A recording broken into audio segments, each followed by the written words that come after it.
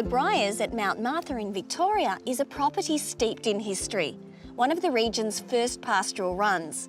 Originally settled in 1840 by Captain James Reid, a retired army officer. Today, the beautiful old homestead and hectares of lawns, gardens, trees and outbuildings are cared for by the Mornington Peninsula Shire and the National Trust. So now you can take a step back in time too. The 1840s homestead is a living museum. There are rumours that it's haunted by ghosts, and it's a great example of early life on the peninsula. But it's the ornamental garden and heritage vegetable patch that really brings the place to life.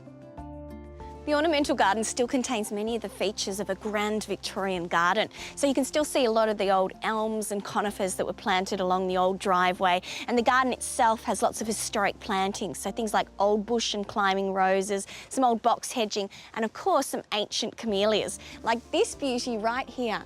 Now this was actually planted in the mid-1850s by Emma Belcombe, who was the daughter of the owners of this homestead right here. And it's an absolute stunner. It's called Aspasia. In the late 1800s, the vegetable garden was the lifeblood of the homestead. So the plants that were grown and harvested here were dictated by the seasons, and meals were planned around what was ripe and ready. So today, the heritage vegetable garden features treasured old heirloom varieties that are tasty and productive and reminiscent of that era. And seeds are collected, sown and saved to preserve these old varieties.